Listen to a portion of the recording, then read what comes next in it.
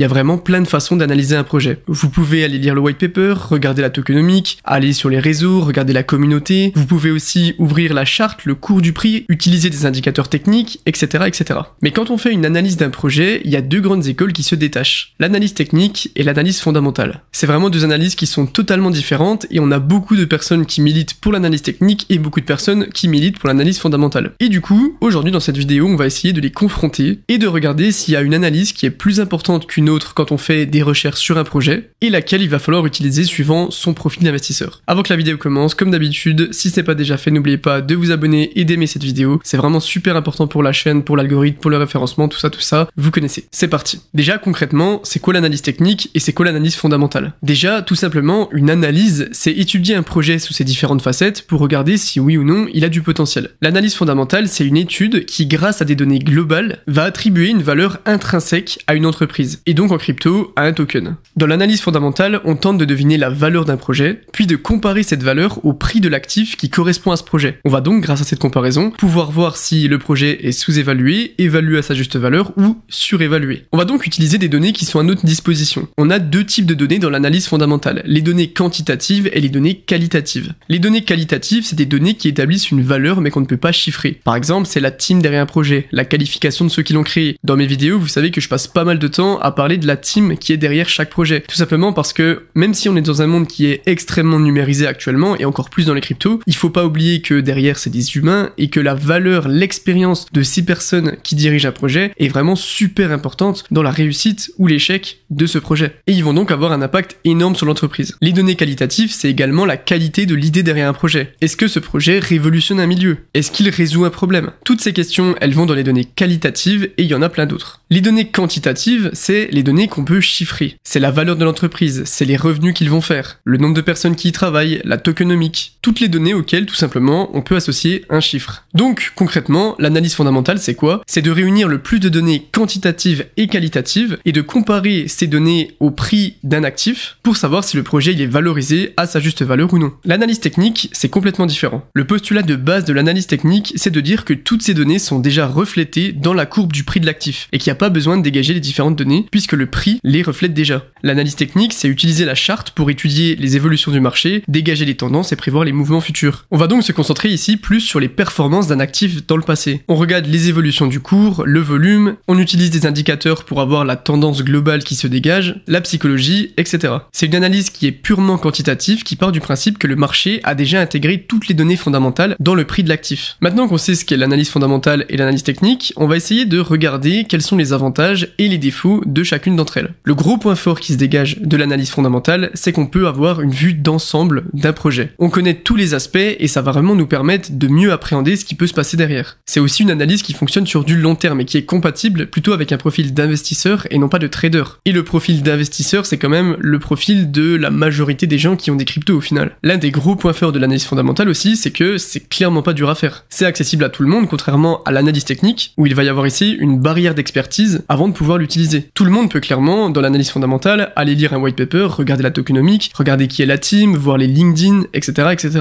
Maintenant, on va pas se mentir qu'on a quand même quelques points faibles. C'est une analyse qui prend beaucoup de temps, et qui est parfois difficile à faire si on veut faire un gros volume de recherche. Mais le plus gros point faible selon moi, c'est qu'on néglige totalement la notion de timing, que ça soit dans l'entrée ou dans la sortie. L'analyse fondamentale, elle permet d'avoir une vision de la valeur intrinsèque d'un projet, et donc de dégager une tendance si jamais il est sous-évalué ou surévalué. Le problème, c'est qu'on va pas pouvoir dégager de quantitatif, et donc de timing d'entrée ou de sortie, parce que tout simplement, on va pas pouvoir connaître les résistances, les zones de rechargement, de prise de profit, et on aura forcément du mal à optimiser nos achats et nos ventes en faisant uniquement de l'analyse fondamentale. On va regarder maintenant les points forts et les points faibles de l'analyse technique. L'analyse technique, c'est indéniable, elle a clairement des armes contre l'analyse fondamentale. Elle permet déjà de détecter les retournements, ce qui est difficile à faire, voire impossible avec l'analyse fondamentale. On peut aussi comprendre la psychologie d'investisseur. En vrai, c'est assez fascinant, je trouve, de voir à quel point quelque chose d'aussi froid et d'aussi mathématique qu'une courbe de prix permet en fait de décrypter quelque chose d'aussi éloigné et d'aussi imprévisible qu'est la psychologie globale du marché. Comme on l'a vu dans l'analyse fondamentale, l'analyse technique, elle permet aussi d'optimiser ses timings d'entrée et de sortie, puisque vous allez pouvoir utiliser des indicateurs qui vous permettront de savoir si vous êtes dans une zone d'achat ou dans une zone de vente. Maintenant, il y a quand même beaucoup de points faibles à l'analyse technique. Déjà, elle n'est pas accessible à tout le monde. Contrairement à tout ce qu'on peut croire en ce moment, et on va revenir d'ailleurs dessus un petit peu plus loin dans la vidéo, non, tout le monde ne peut pas faire de l'analyse technique, et encore moins du trading. Ça demande beaucoup de travail au préalable préalable. C'est pas pour rien si les traders professionnels ont des bacs +5, +6 avec des grosses formations, parce qu'il y a un énorme travail en amont d'études des indicateurs, des stratégies, des expériences, etc. Et le problème avec l'analyse technique, c'est que quelqu'un qui va croire être bien formé, mais qui ne le sera pas vraiment ou pas assez, va faire des actions qui vont être dangereuses pour son portefeuille, et il va peut-être perdre encore plus d'argent que s'il connaissait rien en fait. C'est l'un des plus gros dangers de l'analyse technique, c'est qu'une mauvaise analyse peut vous faire perdre plus d'argent que pas d'analyse du tout parfois.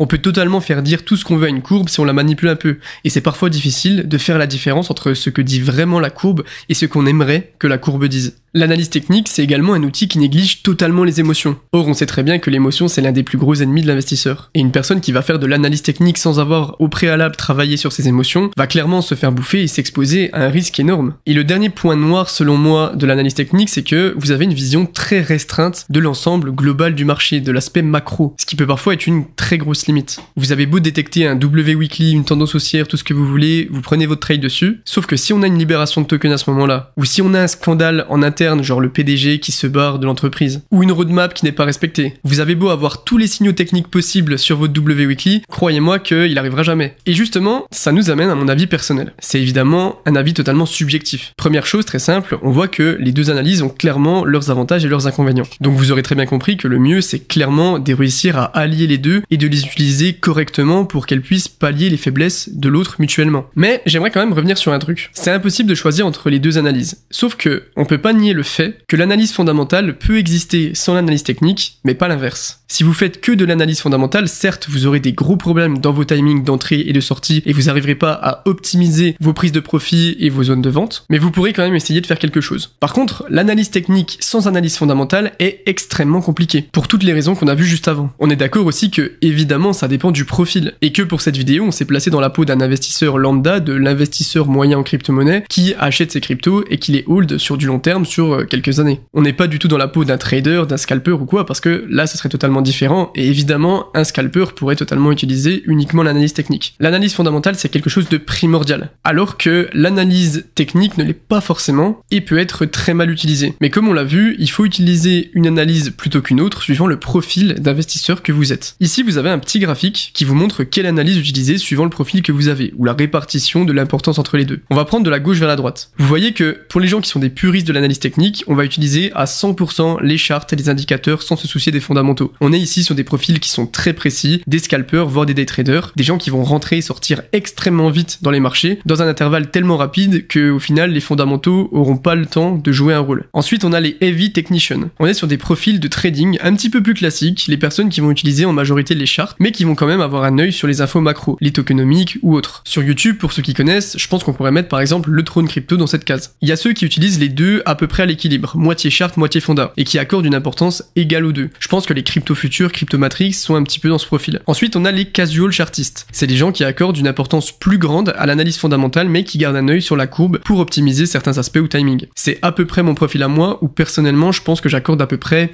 80% d'importance à l'analyse fondamentale et 20% à l'analyse technique. Et ensuite, il y a ceux qui n'en ont rien à battre des courbes, qui sont là pour la fonda, pour hold sur 30 ans sans toucher, les Warren Buffett, qui seront à 100% dans l'analyse fondamentale. Une chose qui est super importante et sûrement aussi importante que choisir son analyse selon moi, c'est l'importance d'être fidèle à son profil dans ses analyses. Si vous êtes dans les cryptos, normalement vous savez quel type d'investisseur vous êtes. Est-ce que vous aimez faire du holding sur du long terme? Est-ce que vous faites du trading, du scalping, etc., etc. Et suivant votre profil, une chose qui va être super importante, c'est de faire les bonnes analyses en conséquence. Si vous êtes un holder, que vous êtes dans la crypto-monnaie pour investir dans un bon projet et le holder pendant plusieurs années, ça serait une grosse erreur de choisir votre projet uniquement en fonction de la courbe, parce que vous êtes sur un profil où l'analyse fondamentale va primer. Inversement, ça serait irréaliste de faire du trading grâce à de l'analyse fondamentale. C'est vraiment super important, je pense, d'élaborer votre profil et de faire les bonnes analyses en conséquence. Vous l'avez vu dans mes vidéos, moi, personnellement, je suis un grand maximaliste de l'analyse fondamentale. Pour plusieurs raisons. Déjà parce qu'en vrai, je préfère. Honnêtement, je trouve ça un petit peu relou de passer du temps sur des charts avec des indicateurs. Je préfère largement aller regarder les white papers, la team, ce qui se passe derrière, la hype, la communauté, etc.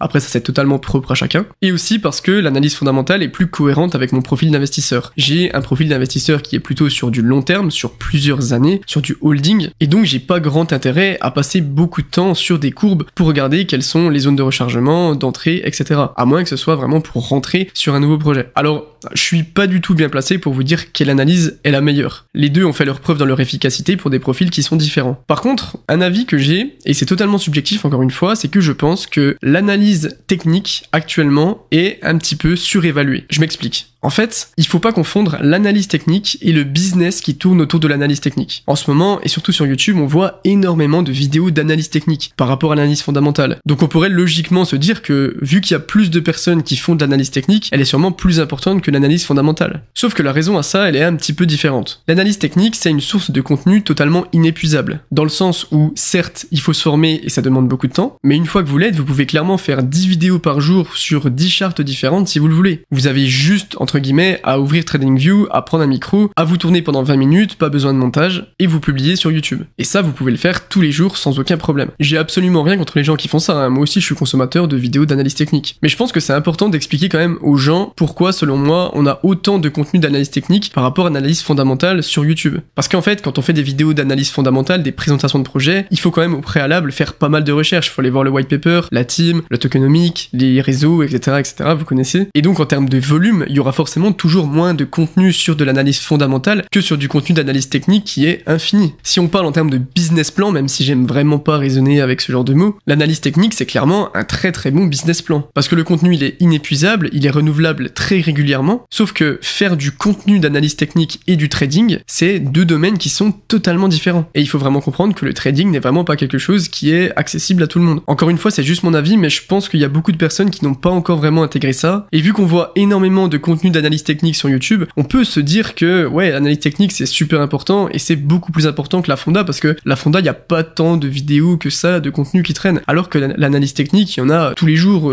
plusieurs fois par jour peut-être. Et c'est pour ça que je pense que l'analyse technique est un petit peu surévaluée par la majorité des gens actuellement. Et elle est beaucoup trop utilisée par certaines personnes qui n'ont pas un profil adéquat à l'analyse technique. En tout cas, évidemment, la morale de cette vidéo, c'est que ce sont deux analyses qui sont totalement complémentaires, que l'une compense extrêmement bien avec l'autre et que je vous conseille d'avoir des bases au moins dans les deux. Ça va vraiment vous aider à appréhender au maximum l'écosystème dans son ensemble et que c'est super important. Dites-moi dans les commentaires si vous deviez choisir entre analyse technique et analyse fondamentale ce que vous prendriez. Moi personnellement, je pense que c'est clair, ça serait clairement analyse fondamentale, mais ça m'intéresse de voir un petit peu les profils des gens qui regardent mes vidéos. Merci beaucoup d'avoir regardé cette vidéo en entier, c'était Uriel Crypto et on se retrouve très bientôt.